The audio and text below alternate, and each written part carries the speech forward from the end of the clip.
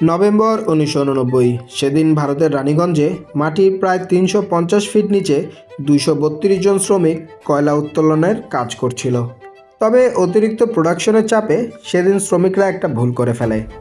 খনির যে অংশে ভূগর্ভস্থ পানির স্তর ছিল তারা ভুলবশত সেই অংশটি ভেঙে ফেলে, যার ফলে মুহূর্তের মধ্যেই খনির বেশিরভাগ অংশ পানিতে তলিয়ে যেতে শুরু করে। তাৎক্ষণিকভাবে একদল শ্রমিক কন্ট্রোল রুমে জানালে কন্ট্রোল রুম ইমিডিয়েট অ্যাকশন নেয় এবং ক্রেনের সাহায্যে প্রায় 161 জন শ্রমিককে উপরে তুলে নেওয়া হয়। তবে বাকি আরও 71 জন শ্রমিকের সাথে কন্ট্রোল রুম কোনো প্রকার যোগাযোগ করতে পারেনি। আটকে পড়া সেই 71 জন শ্রমিকের ভাগ্যে কী ঘটেছিল তা নিয়ে আমাদের আজকের মুভি মিশন রানীগঞ্জ। চলুন শুরু করা যাক। পরের দিন ঘটনাস্থলে উপস্থিত হয় চেয়ারম্যান উজ্জ্বল স্যার সহ সংশ্লিষ্ট সবাই। তবে সেখানে উপস্থিত সকল অফিসাররাই ধারণা করে যে আটকে পড়া 71 জন শ্রমিকের মধ্যে কেউই হয়তো আর জীবিত নাই। কিন্তু একমাত্র উজ্জ্বল স্যারই বিষয়টা মানতে চায় না। আসলে চেয়ারম্যান উজ্জ্বল স্যার ছিল খুব ভালো মনের একজন মানুষ। ঠিক তখনই সেখানে উপস্থিত হয় রেস্কিউ অফিসার গিল। গিল ছিল উজ্জ্বল স্যারের পূর্ব পরিচিত, যার কারণে গিলের উপস্থিতিতে উজ্জ্বল স্যার কিছুটা চিন্তামুক্ত হয়। এরপর উজ্জ্বল স্যারের অনুরোধে গিল সেই রেস্কিউ মিশনের দায়িত্ব নেয়। দায়িত্ব পেয়েই গিল সকল কর্মচারীদের সাথে কথা বলা শুরু করে, যাতে সে ওই দিনের ঘটনা সম্পর্কে একটা পূর্ণাঙ্গ ধারণা পায় এবং একটা পারফেক্ট রেস্কিউ প্ল্যান তৈরি করতে পারে। অপরদিকে হেডকোয়ার্টার থেকে সেন নামের এক অফিসারকে রেস্কিউ মিশন করার জন্য দায়িত্ব দেওয়া হয়। তবে সেই অফিসার সেন ছিল লোভী এবং দুষ্টু প্রকৃতির। এরপর ঘটনাস্থলে উপস্থিত হয় director of mine safety Om Chakraborty. DG স্যারের উপস্থিতিতে অফিসার গিল এবং অফিসার সেন তাদের নিজ নিজ পরিকল্পনা ঊর্ধ্বতন কর্তৃপক্ষের সামনে ব্রিফ করে। তবে অফিসার সেনের পরিকল্পনায় সবাই একমত হলেও অফিসার গিল যে প্ল্যানটা দেয় সেটা খুব একটা প্র্যাকটিক্যাল না হওয়ায় সিনিয়র অফিসাররা সেই প্ল্যানটাকে সাপোর্ট করে না। আসলে অফিসার গিল এমন একটা প্ল্যান করেছিল যেটা এর আগে ভারতের কোনো কয়লা খনিতেই রেস্কিউ মিশনের ট্রায়াল করা হয়নি। তবে উজ্জ্বল স্যারের অনুরোধে অফিসার গিল এবং অফিসার সেনকে তাদের নিজ নিজ পরিকল্পনা অনুযায়ী কাজ শুরু করার অনুমতি দেওয়া হয়। এরপর গিলের টিমে যুক্ত হয় আরও দুজন ব্যক্তি, মেকানিক বিন্দাল ও এক্স সার্ভে অফিসার গোপাল। এরপর সার্ভে অফিসার গোপালের সাহায্যে গিল এমন একটা জায়গা নির্বাচন করে যেটা ছিল সেই কয়লা খনি থেকে সবচেয়ে উপরের জায়গা। অপরদিকে অফিসার সেনও তার রেস্কিউ মিশন শুরু করে দেয়। সে আগে থেকে খোঁড়া ছিল এমন একটি কুয়ার মতো জায়গায় কিছু লোককে ক্রেনের সাহায্যে নিচে পাঠায়। তবে তারা নিচে নেমে দেখে যে নিচে শুধু পানি আর পানি। এত তীব্র পানির স্রোত দেখে সেনের লোকেরা ভয় পেয়ে যায় এবং এক পর্যায়ে ক্রেন উপরে তুলে নিতে বাধ্য হয়। অর্থাৎ অফিসার সেন তার রেস্কিউ মিশন ফেল করে। অপরদিকে মাটির নিচে আটকা পড়া শ্রমিকরা একে অপরের সাথে ঝগড়া শুরু করে দেয়। তাদের মধ্যে কেউ বলে যে তাদের কয়লা খনির সবচেয়ে উপরের স্থানে যাওয়া উচিত, সেখানেই হয়তো ম্যানেজমেন্ট তাদের উদ্ধার করার ব্যবস্থা করবে। তবে এতে বেশ কিছু শ্রমিক অস্বীকৃতি জানায়, কারণ খনির সবচেয়ে উপরের স্থানে যেতে তাদের এমন একটা পথ পার হতে হবে যেখানে এই মুহূর্তে পানির স্রোত খুব বেশি, অর্থাৎ একটু এদিক সেদিক হলেই মৃত্যু নিশ্চিত। তবে এক পর্যায়ে আর কোনো উপায় না পেয়ে শ্রমিকরা জীবনের ঝুঁকি নিয়েই সে পানির পথটা পার হয়। এতে কয়েকজন শ্রমিক আহতও হয়। এদিকে অফিসার গিল মেকানিক বিন্দালের সাহায্যে মাটির ওপর থেকে খনি পর্যন্ত 8 ইঞ্চির একটা গর্ত তৈরি করে ফেলে এবং দড়ির সাহায্যে একটি টর্চ লাইট বেঁধে সে গর্তে ফেলে দেয়। তবে আনফর্চুনেটলি খনির ভেতর থেকে কোনো সাড়া পাওয়া যায় না, কারণ শ্রমিকরা যেখানে ছিল এবং যেখানে গর্ত তৈরি করা হয়েছিল এই দুইয়ের মাঝে ছিল একটি দেয়াল। অপরদিকে অনেকক্ষণ ডাকাডাকির পরেও গর্তের ভেতর থেকে কোনো সাড়া না পাওয়ায় উপর থেকে সবাই ভেবে নেয় খনির ভিতরে হয়তো কেউই আর জীবিত নাই। এর মধ্যে খনির একাংশে আবার 6 জন শ্রমিকের লাশ পাওয়া যায়। অন্যদিকে মাটির নিচে থাকা শ্রমিকদের মধ্যে একজন খনির হাইয়েস্ট পয়েন্ট এবং তাদের অবস্থানের মাঝখানে সেই দেয়ালটার কথা আন্দাজ করতে পারে। এরপর সাথে সাথে তারা সেই দেয়ালটা ভেঙে ফেলে। দেয়াল ভাঙার পরই তারা উপর থেকে ঝোলানো সেই টর্চ লাইটটা দেখতে পায়। এতে তারা খুশিতে আত্মহারা হয়ে যায়।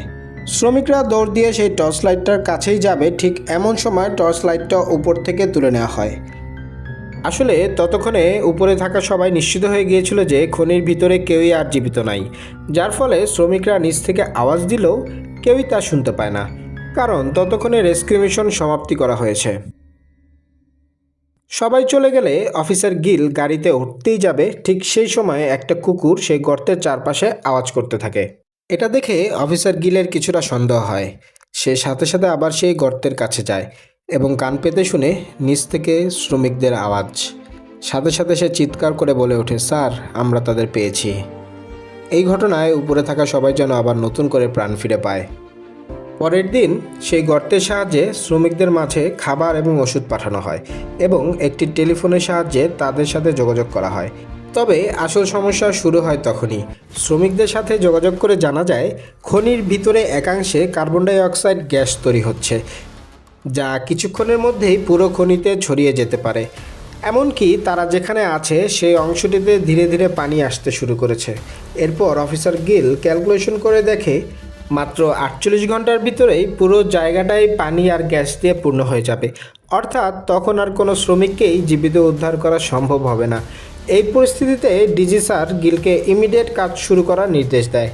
এরপর অফিসার গিল প্ল্যান করে যে সে 29 ইঞ্চির একটা গর্ত তৈরি করবে এবং সেই গর্ত থেকে একটা লোহার ক্যাপসুলের সাহায্যে এক এক করে সব শ্রমিককে উপরে তোলা হবে। তবে 1989 সালের ওই সময় আজকের মতো এত আধুনিক প্রযুক্তি ছিল না, যার কারণে 29 ইঞ্চির একটা গর্ত তৈরি করতে প্রায় 20 ঘন্টা সময় লেগে যায়। তবে আরেকটা সমস্যা থেকে যায়। 29 ইঞ্চি সে গর্ত দিয়ে লোহার ক্যাপসুল উঠানামা করানোর জন্য 12 টনের একটা মার্শাল ক্রেন দরকার, যা ওই মুহূর্তে শুধু অফিসার সেনের কাছেই ছিল। তবে অফিসার সেন কোনোভাবেই চাচ্ছিল না গিল তার মিশনের সাকসেস হোক, তাই সে ইচ্ছা করে তার সেই 12 টনের ক্রেনটি নষ্ট করে দেয়। এই অবস্থায় আর কোনো উপায় না পেয়ে ম্যানুয়ালি ক্যাপসুল উঠানামা করানোর সিদ্ধান্ত নেওয়া হয়। সব কিছু রেডি হয়ে গেলে প্রথমে ক্যাপসুল দিয়ে কে নিচে নামবে এই নিয়ে উপরে সবার মধ্যে ঝগড়া শুরু হয়, কারণ এই ছোট একটি লোহার খাঁচার মতো ক্যাপসুলের ভেতরে ঢুকে মাটির প্রায় 150 ফুট নিচে যাওয়ার মতো সাহস কারোরই হচ্ছিল না।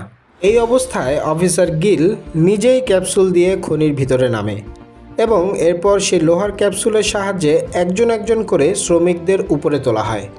তবে ম্যানুয়ালি ক্যাপসুল উঠানামা করানোর কারণে 42 ঘন্টা কেটে গেলেও মাত্র 25 জন শ্রমিককে উপরে তোলা সম্ভব হয়।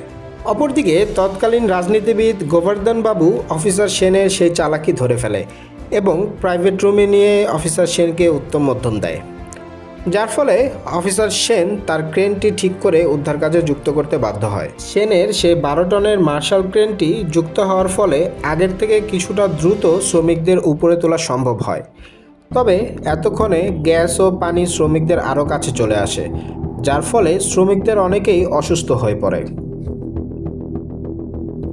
আর মাত্র 30 মিনিটের মধ্যেই পুরো কয়লা খনি গ্যাস ও পানিতে ভরে যাবে। তবে এখনও খনিতে বাকি আছে অফিসার গিল সহ 8 জন শ্রমিক।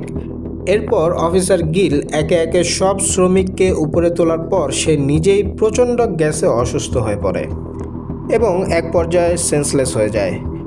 তবে কিছুক্ষণ পর সে জ্ঞান ফিরে পায় এবং অনেক চেষ্টার পর সে লোহার ক্যাপসুলে উঠে পড়ে। তারপর তাকেও উপরে ক্যাপসুলের সাহায্যে তুলে নেওয়া হয়।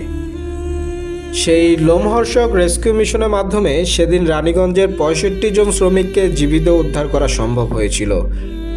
এই সাহসিকতা এবং দৃঢ়দর্শিতার কারণে পরবর্তীতে অফিসার গিলকে একাধিক রাষ্ট্রীয় পুরস্কারে ভূষিত করা হয়। হ্যালো ভিউয়ার্স, এই ছিল মিশন রানীগঞ্জ মুভির আজকের এক্সপ্লেনেশন। ভিডিওটি কেমন লাগলো কমেন্ট করে জানাবেন। খুব তাড়াতাড়ি চলে আসবো নতুন কোনো ভিডিও নিয়ে। Till then, subscribe our channel and don't forget to press the bell icon.